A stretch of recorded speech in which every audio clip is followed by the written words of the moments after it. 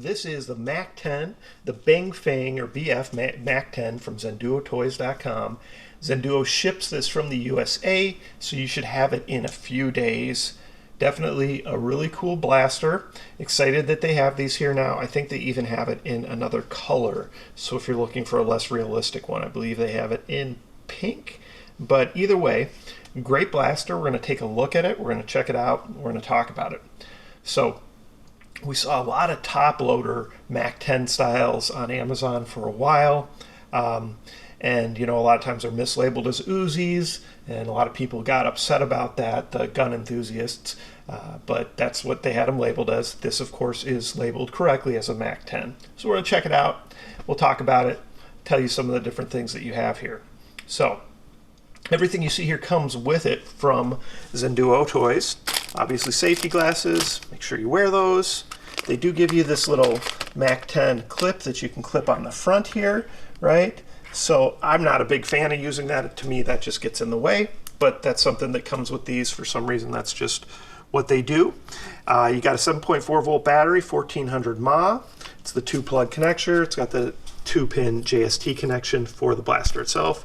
And of course, your USB charger. Plug that into any AC adapter. It takes about 2 hours on the batteries, and you really don't want to leave them on for more than 2 hours. However, I charge a lot of batteries overnight. It doesn't seem to make a huge difference, but they tell you not to, so don't do it, right? They only give you one little pack of gel beads to start with. That's not a big deal. I would be using different ones anyway. I mean, I wouldn't call this a high performance blaster, but definitely a performance blaster by USA standards. So I probably will use some semi-hardened gel balls in it, probably something like the Shrap Gel Milky Whites, just because I still have a bunch of those. But otherwise, you know, Ozgel Original Milkies, you know, any of the kind of mid semi-hardened better gel balls is something I'll use in it. You do get 2 mags, right? So you get your stick mag and you get your drum mag. Both of them are obviously motorized, which, you know, to me is a big deal. These look very similar to the mags for the Uzi style blaster that they sell on ZHENDUO Toys and on Amazon, the ones that have the rotating drum. But those will not fit, neither will the stick mags for those. And again, they look very similar to the MP7 mags. But again, those will not fit. So I've tried all of those on here. So this is a slightly different size, and it's only going to work with these, and you can't reuse those other ones. So just something to be aware of. Now when we check it out, it definitely has some weight to it, right? So it's got some added weight, which I'd expect from Beng Feng. BF, like their P90, definitely is a nice, substantial blaster. So this is well made, you know, definitely some thick plastic, some nylon. Cool blaster. Got your trigger right. We've got your automatic and safety. You do have the priming function, right? You can see it moves the door. All right, and now the flip down stock, and this is actually metal. And then the battery on this one is in a little bit of a different spot, right? So you're going to unscrew this. They do give you the Allen wrench. You can probably do it by hand if it's not too tight. So the battery actually goes up here. So one thing I'll do when I decide to mod this, if I do, which I'm sure I will at some point, is do some sort of battery relocation, maybe put some sort of buffer tube adapter, something else for a different stock. So your battery goes in here, right? So you're going to put this in. And again, there's not a lot of good places for it to go because the mag feeds through the bottom of the grip. So got to find some place for the battery to go, and this is really your only option.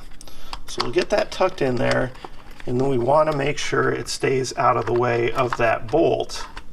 So I'm sure you're going to figure out a way to make it fit in there nice, and then let's see if we're good. It's going to be pretty close right now.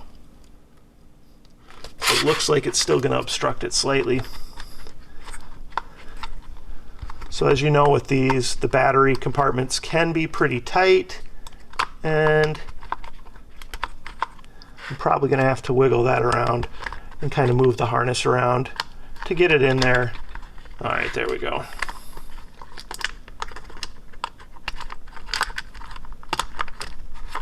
Once you get the hang of this and figure out exactly how it fits in there best, it's no big deal. But sometimes figuring that out initially can take a little bit. So we would just insert this back in here. I think we're okay. You just want to make sure you're not pinching any wires or anything. So I may have, there we go. It's going in. No wires are in the way. So I did make it. But again, as you play with it more, as that wire harness becomes more pliable, you're going to have the ability to get it in there and out. So I'm going to mess around with that probably a little bit off camera and just resituate that so it fits in there good. So we got it on, right?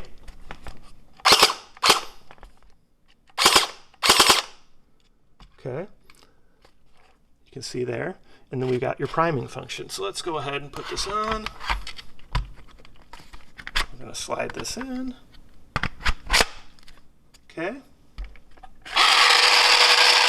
You can hear that, so you know it's priming, obviously. Mag release is down here. That's actually pretty good because I know with the MP7 you got the mag release right there. It's kind of in the way. But so there you go. Got your automatic, got your primer, and then you've got your safety, right? So there it is. The Beng Feng Mac-10 from ZHENDUOToys.com. Both mags. Looks great. It's going to be fun to shoot. So we'll go ahead, I'll do a demo, we'll test the FPS on it, we'll see how it goes. When it comes to an 11.1 in here, go with whatever ZHENDUO Toys tells you. I would not use one unless they say it's okay. If they tell you it's okay, then obviously go ahead and use an 11.1. I'd still use it sparingly and make sure you're not just sitting there doing mag dump after mag dump.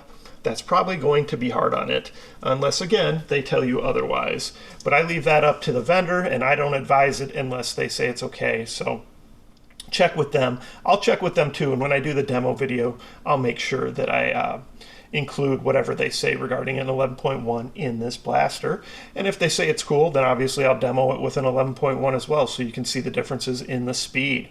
All right, comments or questions, post them below. Of course, like, subscribe, share my channel with your friends, and participate in the giveaways each month. I love giving away blasters to all of you who've supported me, and I continue to make these awesome custom blasters, and it's cool to give them away to people who are going to enjoy them. Thanks.